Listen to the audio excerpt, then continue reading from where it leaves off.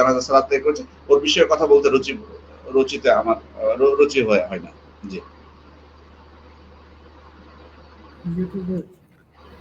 জি শেখ আহসানুল্লাহ ইলাইক। আমাদের কাছে আরেকজন ভাই প্রশ্ন করেছেন যে ইস্তেখারার দোয়া কি বাংলায় করা যায়? ইস্তেখারা দোয়া করতে কি হাত তুলতে হয়? সঠিক নিয়ম কোনটি?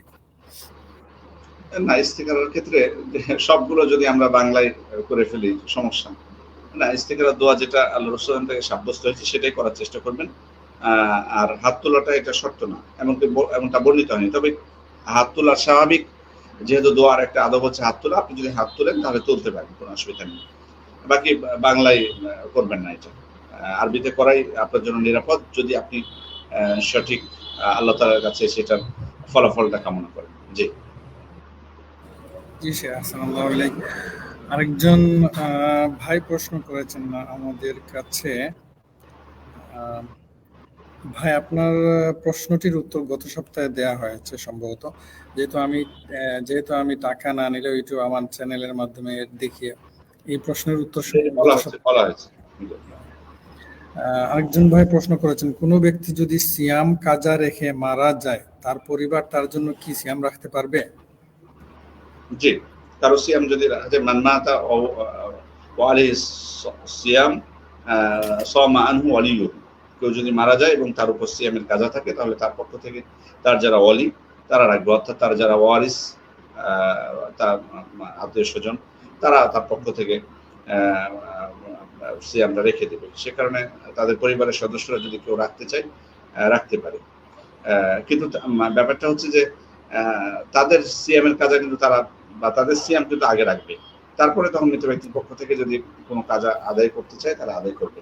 আর এই কাজাটা হচ্ছে ওই মৃত ব্যক্তির পক্ষ থেকে যে মৃত ব্যক্তি আসলে সিয়াম যিনি পালন করতেন নিয়মিত, মানে অনেকে দেখা যায় যে মানে ফাসিক ব্যক্তি সিয়াম পালনই করে না, তো তার মৃত্যুর পর অনেক সময় এরকম প্রশ্ন এসছে আমার কাছেও, যে তার মৃত্যুর পর দেখা গেছে তার ওয়ারিসরা এসে বলে যে তার পক্ষ থেকে সিয়াম রাখবো না। ওলামা ইকরামের বক্তব্য হলো যে এই সমস্ত ব্যক্তির পক্ষ থেকে সিয়াম আদায় হবে না, যারা টোটালি সিয়ামকে ইচ্ছা করে পরিত্যাগ করতে স্বাভাবিক অবস্থায়। কিন্তু কোনো ব্যক্তি যদি এমন থাকে যে হ্যাঁ উনি ভালো মানুষ, সিয়াম পালন করতেন, বাকি রমাদানে সিয়াম পালন করতে পারেননি জীবিত অবস্থায়, তো পরে কাজা রেখে উনি মারা গেছেন, সেক্ষেত্রে মানে আমরা বলবো যে মানে তার পক্ষ থেকে আদায় করা যাবে, অসুবিধা নেই। তবে কেউ যদি আদায় না করে ফিদিয়া দিয়ে দেয়, তার সিয়ামের মৃত ব্যক্তির পক্ষ থেকে যদি ফিদিয়া দিয়ে দেয়, তো ফিদিয়া দেওয়াটাই যথেষ্ট হবে। মানে তার পক্ষ থেকে কাউকে রাখাটা যে একেবারে বাধ্যতামূলক সেটা কিন্তু না, তারা যদি মৃত ব্যক্তির পক্ষ থেকে ফিদিয়া দিয়ে দেয় তাহলে যথেষ্ট হবে। জি শেখ, আমাদের কাছে পরবর্তী প্রশ্ন হচ্ছে, আইয়ামে বীজের শাওয়াল মাসে 3টা রোজা রাখলে কি সাথে শাওয়ালের রোজা 3টা পূরণ হয়ে যাবে? মানে একসাথে কি 2টা রোজাই হয়ে যাবে?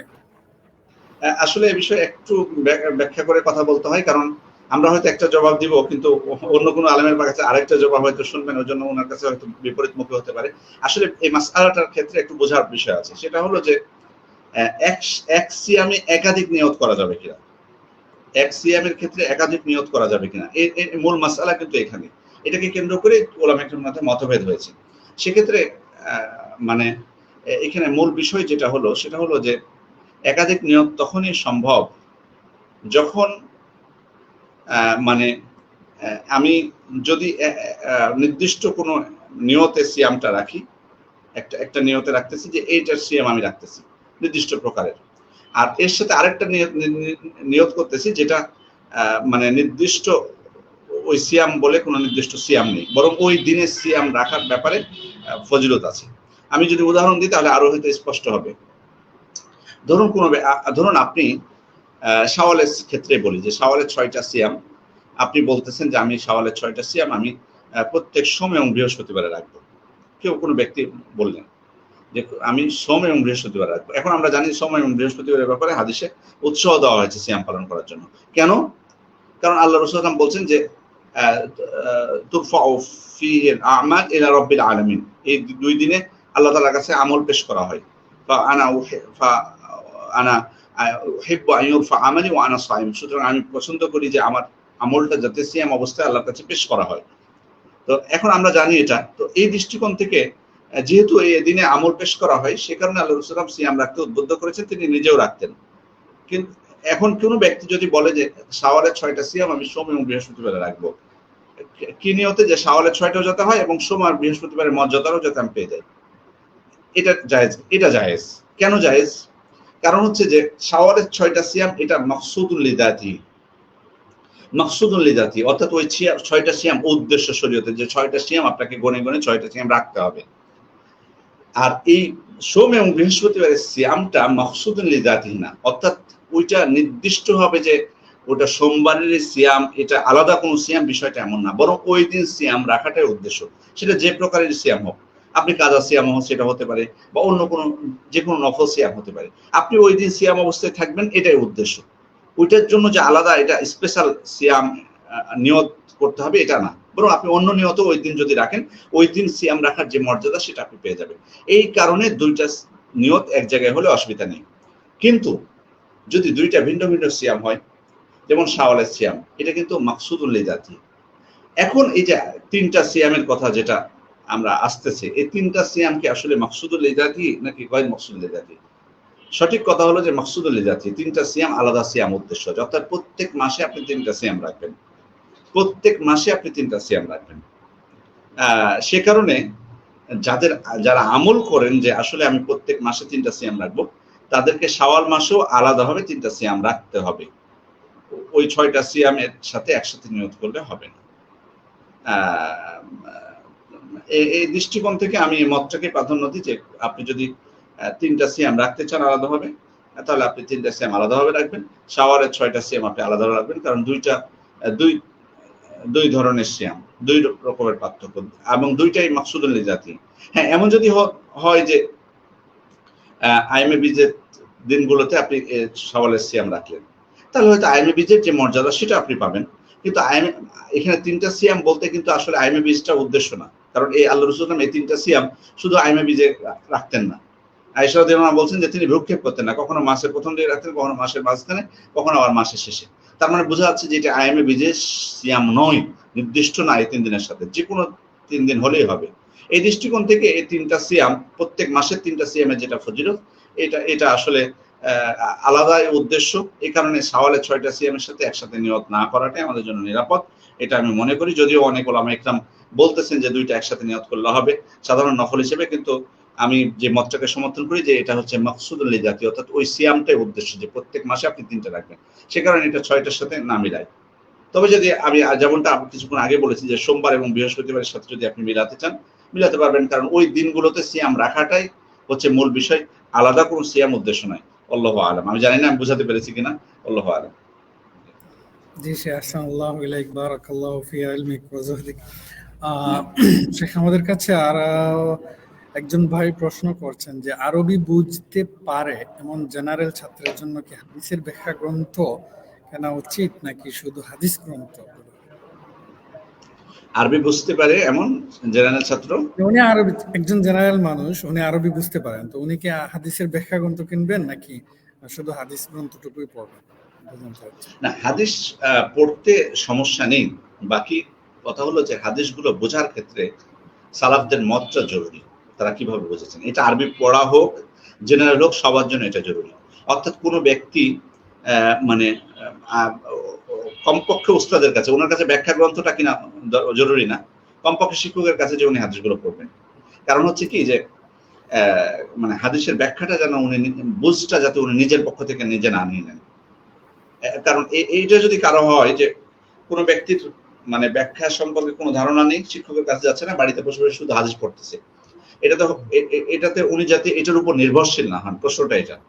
মাঝে মধ্যে পড়তে পারেন, কোনো অসুবিধা নেই, বা কোনো কিছু ওনার মনে হচ্ছে যে এখানে আসলে এই জিনিসটা আমি যেটা বুঝলাম এটা আমার মনে হচ্ছে এটা সঠিক কিনা, উনি জিজ্ঞেস করবেন আলেমদেরকে। বাকি উনার নিজের বুঝের উপর নির্ভর করবেন না, উনি নিজে পড়তেছেন আর নিজের উপর বুঝের উপর নির্ভর করতেছেন না, উনার তো সে যোগ্যতা হয়নি, উনি তো হাদিস থেকে ইস্তেমবাদ করার ক্ষমতা রাখেন না। এজন্য নিজের উপর কেউ নির্ভরশীল হবেন না হাদিস বোঝার ক্ষেত্রে। স্বাভাবিক পড়া এক জিনিস, আর ওখান থেকে মাসালা ইস্তেমবাদ করা এটা কিন্তু ভিন্ন জিনিস। সেক্ষেত্রে যেগুলো স্পষ্ট হাদিস, হ্যাঁ হাদিসের ক্ষেত্রে কিন্তু সবগুলো মানে সমস্যা নেই, কিছু আছে স্পষ্ট হাদিস, আল্লাহ রাসূল এটা করেছেন ওইটা করেছেন, কিন্তু তারপরেও ওই হাদিসগুলো থেকে মাসআলা ইস্তিনবাতের ক্ষেত্রে আলেমদের মতামত জেনে নেওয়াটাই হচ্ছে সব থেকে বুদ্ধিমানের কাজ। কারণ এক্ষেত্রে সালাফরা কিভাবে বুঝেছেন, আল্লাহ রাসূল সাল্লাল্লাহু আলাইহি ওয়াসাল্লাম সাহাবীগণ কিভাবে হাদিসটার উপর আমল করেছেন, ইমামরা কিভাবে বুঝেছেন, মুজতাহিদ ইমামরা, মুহাক্কিক উলামায়ে কেরাম কিভাবে বুঝেছেন, এগুলো জানাটা জরুরি। কারণ আপনারা জানেন যে যারা উগ্রতার দিকে যারা গেছে বা উগ্র মত গ্রহণ করেছে বা বিপদগামী হয়েছে, তাদের মূল কয়েকটি কারণের মধ্যে অন্যতম একটি কারণ হচ্ছে যে তারা কোরআন এবং সুন্নাহকে নিজের মতো করে বোঝার চেষ্টা করেছে। এই কারণে তারা বিপদগামী হয়েছে। এজন্য এটা থেকে বাঁচার জন্য মানে ব্যাখ্যা গ্রন্থ হোক বা উলামায়ে কেরামের বক্তব্য বা আলেমদের কাছে হাদিস পড়া হোক, এটা একটা জরুরি বিষয়। জি জি শেখ আহসানুল্লাহ ইলাইক।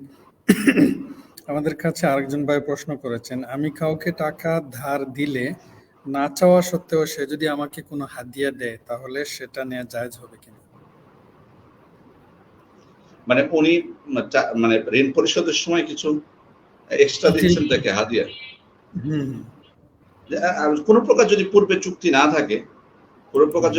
থাকে, পূর্বে উনি নিজের পক্ষ থেকে দিচ্ছেন, তাহলে এটা জায়েজ আছে। যেমনটা আল্লাহ রাসূল সাল্লাল্লাহু আলাইহি ওয়াসাল্লাম বলেছেন, ইন্না আহসানাকুম কদাআন, তোমাদের সর্বোত্তম সে যে ঋণ আদায়ের ক্ষেত্রে সর্বোত্তম। যেমনটি আল্লাহ রাসূল সাল্লাল্লাহু আলাইহি ওয়াসাল্লাম তার কাছ থেকে একটা উট প্রাপ্য ছিল একজনের, তো যে মানের উট তিনি নিয়েছিলেন সেটা ফেরত দেওয়ার সময় সাহাবায়ে কেরাম ওই মানের উট পাননি, তার থেকে ভালো উট পেয়েছিলেন। আল্লাহ রাসূল বললেন যে সেটাই দিয়ে দাও, এবং এই কথাটি বলেছিলেন যে সর্বোত্তম হলো যে ঋণ আদায় সর্বোত্তম। তো এই ক্ষেত্রে যেহেতু তার সাথে কোনো প্রকার পূর্বে চুক্তি ছিল না যে এই উট আমি এই মানের উট নিলাম আর ফেরত দেওয়ার সময় উন্নত মানের উট দিতে হবে, এরকম কোনো চুক্তি ছিল না, আল্লাহ রাসূল নিজ থেকে দিয়েছেন। সুতরাং কেউ যদি নিজ থেকে দেয় পূর্বের কোনো চুক্তি ছাড়াই, তাহলে এটা জায়েজ আছে। তবে কোনো প্রকার ইঙ্গিত যাতে তাকে আবার না দেওয়া হয়, কোনো প্রকার ইঙ্গিত তাকে যাতে না দেওয়া হয় যে সে যাতে একটু বাড়িয়ে দেয় বা একটু ভালো কিছু দেয়, এরকম ইঙ্গিতও কিন্তু তাকে দেওয়া যাবে না। স্বেচ্ছায় কোনো ব্যক্তি নিজের পক্ষ থেকে দিচ্ছে এরকম, বা মনে মনেও চাওয়া যাবে না যে সে দেখ। জি আহসানুল্লাহ ইলাইক। শেখ আরেকজন প্রশ্ন করেন, একটা সিয়াম দুই ধরনের নিয়তে রাখা যাবে কি? সেটার উত্তর দেওয়া হয়েছে সম্ভবত আগের প্রশ্নে, আপনি ওইটা থেকে জেনে নিতে পারেন। আরেকজন প্রশ্ন করেছেন, সূরা বাকারা, আল ইমরান এবং সূরা মুলক, এই তিনটা সূরা নাকি কিয়ামতের দিন পাঠকারীর জন্য সুপারিশ করবে। এই সুপারিশগুলোর সুপারিশ পাওয়ার জন্য কি এই সূরাগুলির সুপারিশ পাওয়ার জন্য কি আমাদের প্রতিদিন এই তিনটা সূরা পড়তে হবে, নাকি সূরা বাকারা যে কয়দিনে পারি শেষ করব? মানে আসলে সূরা বাকারা, সূরা আল ইমরান, সূরা মুলকের ফজিলত বর্ণিত হয়েছে বিভিন্ন হাদিসে। বাকি আপনি যেভাবে বলেছেন যে এই তিনটা সূরা কিয়ামতের দিন শাফাআত করবে, এই ধরনের হাদিস স্পষ্ট আমার এখন মনে আসছে না যে ধরনের কোনো হাদিস বর্ণিত হয়েছে কিনা এই বিষয়ে, যে তিনটা সূরা স্পেশাল ভাবে সুপারিশ করবে। কোরআন সুপারিশ করবে এটা আমরা জানি, ইকরাউল কোরআন ফাইন্নাহু ইয়াতি শাফিআন লিআসহাবিহি, তোমরা কোরআন তেলাওয়াত করো, কারণ কোরআন তেলাওয়াতকারীর জন্য কিয়ামতের দিন শাফাআত করবে। কিন্তু এই তিনটা সূরার ব্যাপারে স্পেশাল এরকম কোনো হাদিস এসেছে কিনা যে তিনটা সূরা শাফাআত করবে। তবে তিনটা সূরার আলাদাভাবে ফজিলত সহিহ সূত্রে সাব্যস্ত হয়েছে, যেগুলোতে শাফাআতের কথা নেই, অন্য প্রসঙ্গ এসেছে। যেমন সূরা মুলকের বিষয়ে বলেছে হিয়াল মানিয়া মিন আযাবিল্লাহ, মিন আযাবিল কবর, কবরের আযাব থেকে রক্ষাকারী, বাধাদানকারী। তো এটা থেকে আবার উনি ব্যাখ্যা করেছেন কিনা আমি জানি না আসলে। সর্বোপরি ফজিলত যেটাই হোক, সূরা বাকারার ক্ষেত্রে যদি আমরা উদাহরণস্বরূপ দেখি, যেমনটা উনি বলেছেন, যেমন আল্লাহ রাসূল বলেছেন ইকরাউ সূরাতুল বাকারা ফাইন্না আখযাহা বারাকা, তোমরা সূরা বাকারা তেলাওয়াত করো, কারণ সূরা বাকারা তেলাওয়াত করা বা গ্রহণ করাটা হচ্ছে বরকত, ওয়া তারকাহা হাসারা, এবং পরিত্যাগ করাটা হচ্ছে ক্ষতির কারণ। আবার অন্য হাদিসে এসেছে ইন্নাশ শাইতানা ইয়ানফিরু মিনাল বাইত আল্লাযী তুকরাউ ফীহি সূরাতুল বাকারা, যে বাড়িতে সূরা বাকারা তেলাওয়াত করে সে বাড়ি থেকে শয়তান পলায়ন করে। তাহলে এই যে সূরা বাকারা তেলাওয়াত করলে সেটাতে বরকত আছে, সূরা বাকারা তেলাওয়াত করলে শয়তান পলায়ন করে, এটা কি আসলে সম্পূর্ণ সূরা প্রতিদিন পড়তে হবে এটা উদ্দেশ্য, নাকি মানে অল্প পড়লে হবে? প্রথমত হলো সূরা বাকারার বিশেষ কিছু অংশ আছে যেগুলোর ফজিলত আলাদাভাবে এসেছে, যেমন আয়াতুল কুরসি এবং সূরা বাকারার শেষ দুই আয়াত। এটা অবশ্যই প্রতিদিন করার চেষ্টা করবেন, বিশেষ করে রাত্রে ঘুমানোর সময়। আর সূরা বাকারার পুরোটা যদি আপনি পড়তে পারেন প্রতিদিন অবশ্যই ভালো। যাদের মানে সাধ্য আছে, বিশেষ করে আমি বলবো যে অনেক ভাইয়েরা আছেন যারা কর্মব্যস্ততা কম, তাদের দেখা যাচ্ছে যে ফ্রি টাইমে আছেন, তো সেক্ষেত্রে ওনারা যদি চেষ্টা করেন পারবেন করতে, বা ছুটির দিনগুলোতে যদি সম্ভব হয় সেক্ষেত্রে যদি আপনি পুরোটা না পারেন, ওলামা ইকরাম বলছেন যে আপনার সাধ্য অনুযায়ী আপনি যতটুকু পারেন তেলাওয়াত করার চেষ্টা করবেন। সেক্ষেত্রে প্রত্যেকটার ক্ষেত্রে আপনি সাধ্য অনুযায়ী করার চেষ্টা করবেন। জি। জি শেখ আহসানুল্লাহ মালিক। আরেকজন প্রশ্ন করেছেন যে কিছুদিন আগে আমার ফুফাতো ভাই আমাদের বাসায় আসেন। উনি বয়সে 15 থেকে 20 বছরের বড়। ওনার সামনে উনি বের হননি। তো 2-3 দিন পর ওই ভাইটি মারা যায়। তো ওনার এখন মন খারাপ যে আসলে ওনার সাথে খারাপ আচরণ করেছেন কিনা। তো নন মাহরাম আত্মীয়দের সাথে আমাদের আচরণ কেমন হওয়া উচিত? ওনার প্রশ্নটা হচ্ছে যে নন মাহরাম আত্মীয়দের সাথে। আমাদের কোনো বোন প্রশ্ন করেছেন এটা? জি, একজন বোন প্রশ্ন করেছেন। বোন প্রশ্ন করেছে যে ওনার ফুফাতো ভাই এসেছিল ওনাদের বাড়িতে, তারপরে কি হয়েছে? ওনার সামনে বের হননি বা ওনার সাথে কথাও বলেননি। 2 দিন পরে উনি মারা গেছেন। ওই যে অবশ্য ওই ভাই 15 থেকে 20 বছরের বড় ওনার। মূল প্রশ্নটা হচ্ছে নন মাহরাম আত্মীয়দের সাথে মানে মুআমালাতটা কেমন হবে? কেউ যদি আপনার বের হওয়াটা জরুরি ছিল না। আপনার বের হওয়াটা জরুরি ছিল না।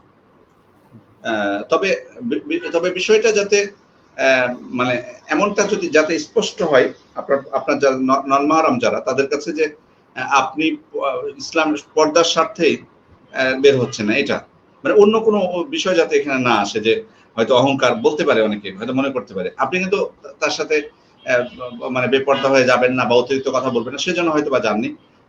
কিন্তু হয়তো সে যাতে ভুল না বুঝে, বিষয়টা স্পষ্ট থাকলে ভালো হতো। এক্ষেত্রে আপনার মানে এই বিষয়টা এমন কিছু ঘটেনি যে বড় কোনো আফসোস করার বিষয় হয়েছে, যদিও সে মারা গেছে। তারপরেও যদি সে কোনো কিছু মনে করে থাকে, কষ্ট দিয়ে থাকে, আপনি বলবেন যে আল্লাহ, যদি আমি আমার দ্বারা কোনো কষ্ট পেয়ে থাকি তাহলে যেন মানে আল্লাহ আপনি আমাকে ক্ষমা করবেন, ব্যাস এটুকুই যথেষ্ট। তবে এখানে যদিও মানে আমি বেঁচে থাকার ক্ষেত্রে যদি বলি যে কোনো ব্যক্তি ধরেন বেঁচে আছে, উনি হয়তো কষ্ট পেলে আপনি তার কাছে বের হলেন না জন্য, এটাতে বিচলিত হওয়ার কিছু নেই। কষ্ট পেলে পেতে পারে, কষ্ট পেলে পেতে পারে যে আপনি বের হলেন না তাই, কারণ আপনার বের হওয়াটা জরুরি না, তার কাছে তার সাথে কথা বলাটা জরুরি না, বিশেষ করে যেহেতু নন মাহরাম।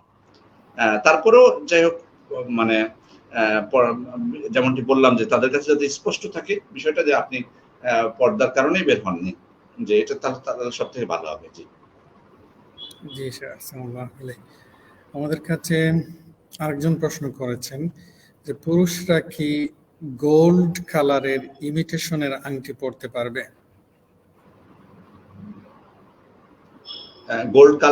গোল্ড কালারের ইমিটেশনের আংটি, দেখতে স্বর্ণের মতো লাগে কিন্তু স্বর্ণ না। স্বর্ণের মতো লাগলো কোনো অসুবিধা নেই, স্বর্ণের মতো লাগলো অসুবিধা নেই। মূলত স্বর্ণের আংটিটাই হচ্ছে নিষিদ্ধ। তবে মানে এখানে একটা বিষয় যে কয়েকটা বিষয় আপনাকে মনে রাখতে হবে। সেটা হলো যে যাতে নারীদের সাদৃশ্য না হয়, এটা একটা বিষয়। অমুসলিমদের সাদৃশ্য না হয়, এই বিষয়গুলো মনে রাখবেন। আর সংশয়যুক্ত বিষয় থেকে মানে বেঁচে থাকাই ভালো। জি। আরেকজন প্রশ্ন করেছেন যে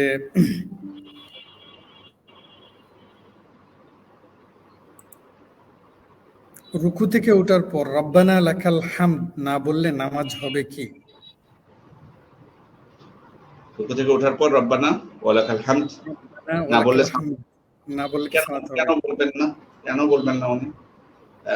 মানে ইচ্ছাপূর্বক আপনি ছাড়বেন না, ইচ্ছাকৃতভাবে ছাড়বেন না, অনিচ্ছাকৃতভাবে ছুটে গেলে অসুবিধা নেই।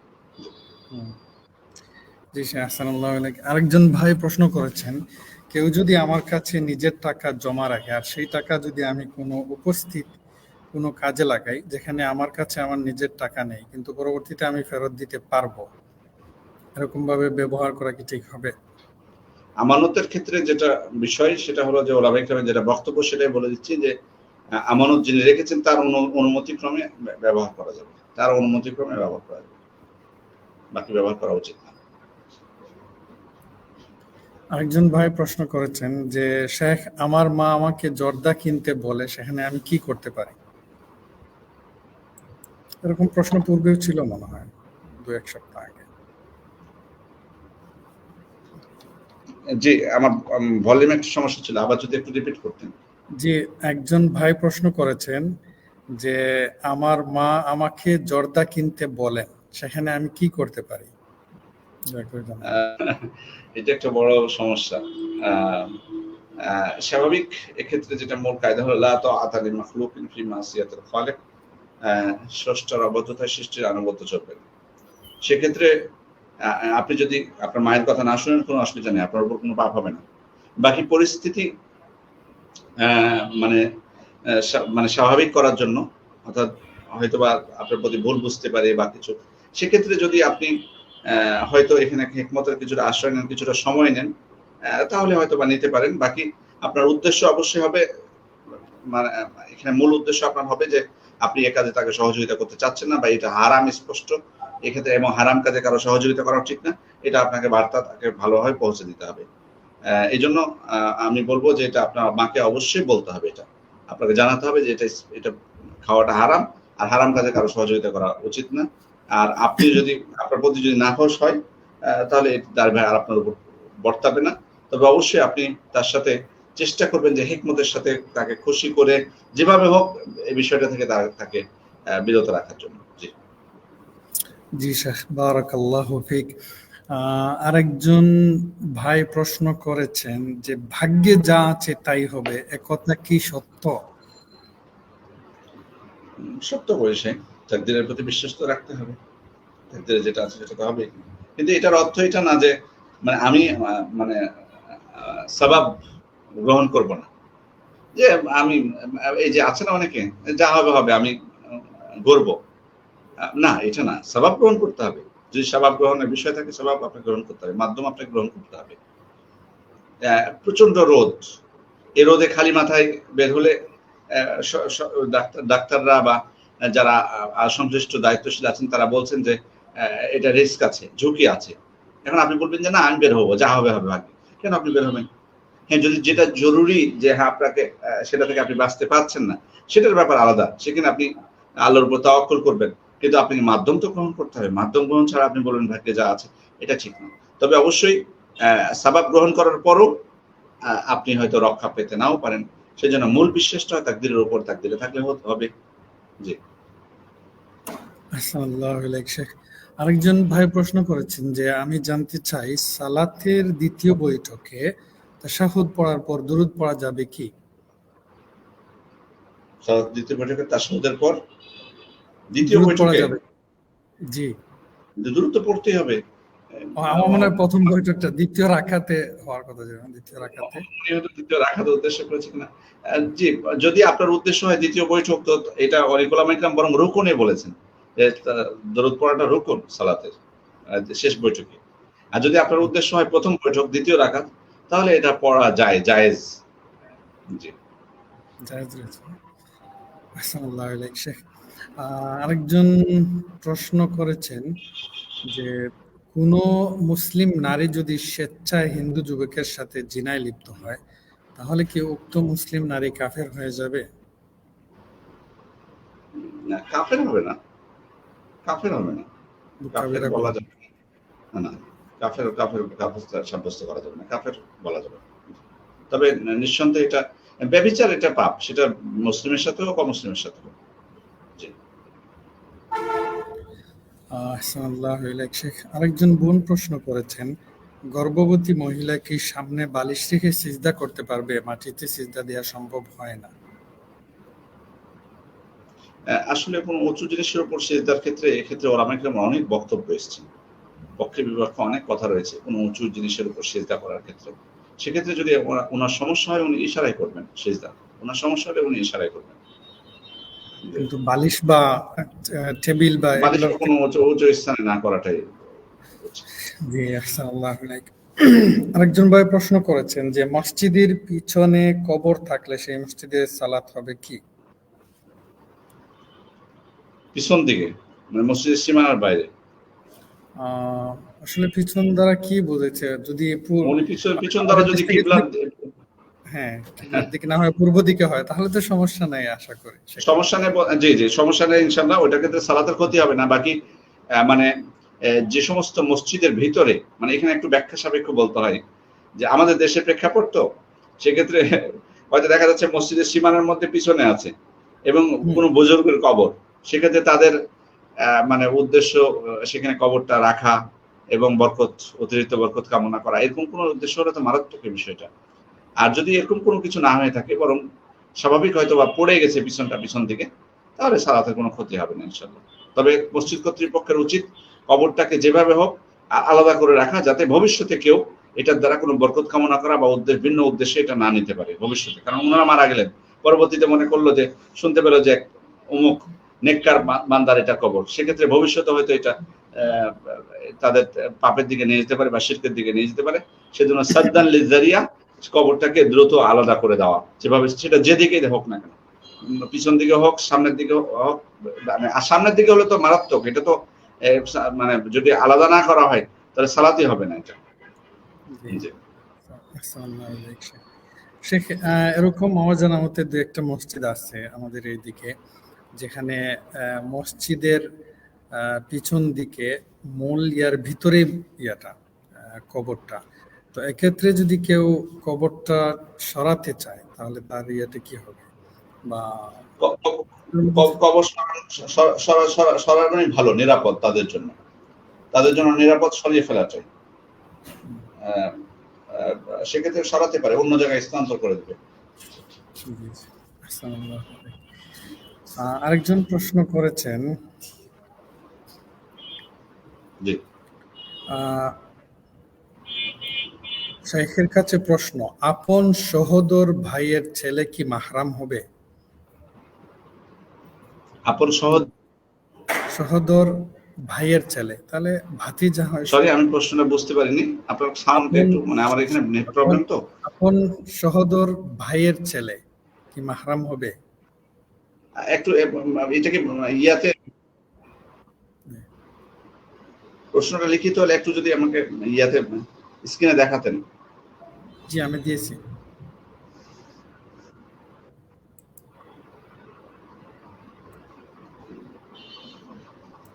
আমার এখানে আসতেছে না। আচ্ছা, জি, এখন দেখতে পেয়েছি। আপন সহোদর ভাইয়ের ছেলে কি মাহরাম? হ্যাঁ, অবশ্যই। আপন ভাইয়ের ছেলে তো মাহরাম। জি।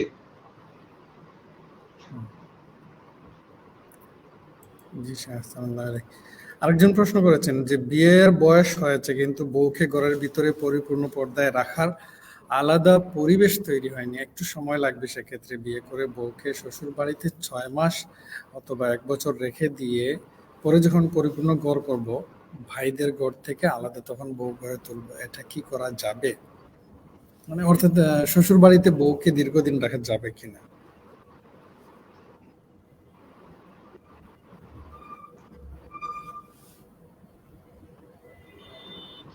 আমি আসলে প্রশ্নটা বুঝতে পারি না, একটু যদি স্ক্রিনে দেখাতেন খুব ভালো হতো। সাউন্ড আমার কাছে ক্লিয়ার হচ্ছে না।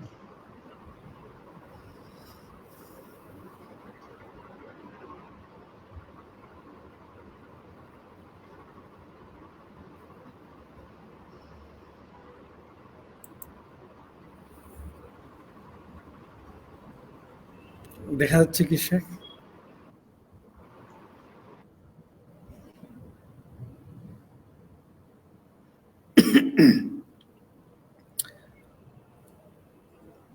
সম্মানিত দর্শকবৃন্দ, আপনারা যারা আমাদের সাথে আছেন, আমরা শেখের সাথে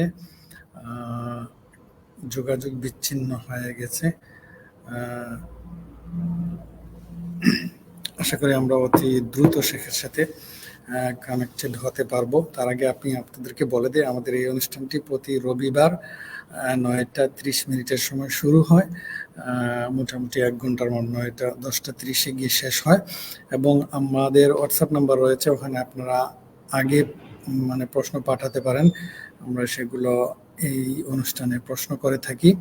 এবং আপনারা আমাদের ফেসবুক এবং ইউটিউব চ্যানেলে আপনারা আপনাদের প্রশ্নগুলো করতে পারেন, এবং আমরা ওখান থেকে প্রশ্নগুলো বাছাই করে আপনাদের প্রশ্নগুলোর উত্তর দিয়ে থাকি। আশা করি আপনারা আমাদের এই অনুষ্ঠানটি দেখবেন এবং আপনাদের সঙ্গী সাথী বন্ধুদের জন্য এটা শেয়ার করে দিবেন, যাতে সকলেই উপকার লাভ করতে পারে। আত্তাকুয়া মসজিদ অ্যান্ড ইসলামিক সেন্টার কর্তৃক আয়োজিত আপনার জিজ্ঞাসা এই অনুষ্ঠানটি প্রতি রবিবার 9:30 সময় শুরু হয়। সম্মানিত দর্শকবৃন্দ, আমরা চেষ্টা করতেছি আমাদের শেখের সাথে যোগাযোগ স্থাপন করার জন্য। আপনারা যারা আমাদেরকে প্রশ্ন করেছেন, একজন ভাই প্রশ্ন করেছেন যে শেখ আল আজহার পড়া এবং কোন সাবজেক্ট পড়লে ভালো হবে এ ব্যাপারে পরামর্শ চাচ্ছি। ভাই, আমি আপনাকে পরামর্শ দিব যে আপনি আল আজহারে না পড়ে সৌদি আরবের কোনো একটি বিশ্ববিদ্যালয়ে যদি সুযোগ পান তাহলে সেখানে পড়েন। অন্ততপক্ষে আপনার মানহাজ এবং আকীদা সঠিকটা পাবেন আশা করি। আল্লাহ রাব্বুল আলামিন আপনার ইচ্ছাকে পূর্ণ করুন। আরেকজন ভাই প্রশ্ন করেছেন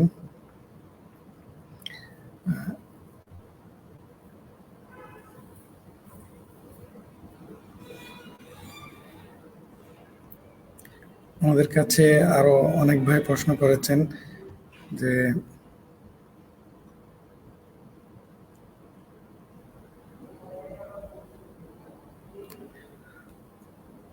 সম্মানিত দর্শকবৃন্দ, আমরা চেষ্টা করছি আমাদের শেখের সাথে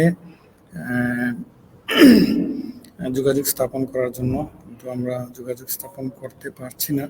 তার জন্য আপনাদের কাছে দুঃখ প্রকাশ করছি। আরেকজন ভাই প্রশ্ন করেন গরমের সময় জোহরের সালাত কখন আদায় করব? একটু দেরিতে আদায় করাটা উত্তম। বিয়ে কি পূর্ব নির্ধারিত নয় কর্মফল? তারপরে আরেকজন ভাই প্রশ্ন করেছেন মসজিদের পিছনে কবর থাকলে সেই মসজিদে নামাজ হবে কি? এটার উত্তর শেখ দিয়েছেন যে এরকম মসজিদে নামাজ না পড়াই উত্তম।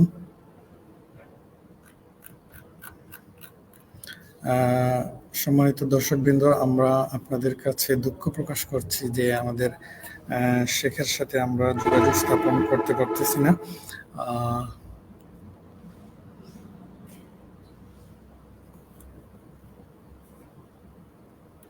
আমরা আরেকটু অপেক্ষা করি।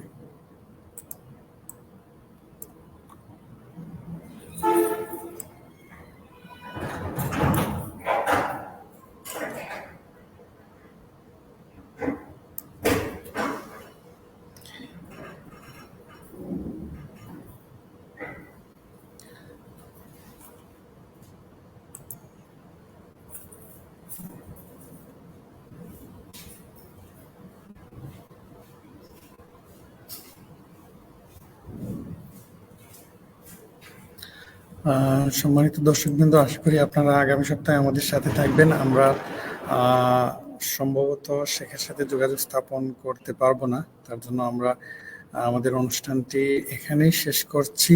আগামী সপ্তাহে আমাদের সাথে আবারও দেখা হবে ইনশাআল্লাহ। আপনারা আমাদের হোয়াটসঅ্যাপ নাম্বারে আপনাদের প্রশ্নগুলোর উত্তর পাঠাবেন এবং আমরা উত্তর দেওয়ার চেষ্টা করব ইনশাআল্লাহ। এবং আমাদের আজকের অনুষ্ঠানের লিঙ্কটি শেয়ার করে দিয়ে আপনিও সওয়াবের অংশীদার হবেন। সে পর্যন্ত আল্লাহ রাব্বুল আলামিন যেন আমাদের সবাইকে সুস্থ রাখেন। সুবহানাকাল্লাহুম্মা ওয়া বিহামদিকা আশহাদু আল্লা ইলাহা ইল্লা আনতা আস্তাগফিরুকা ওয়া আতুবু ইলাইক।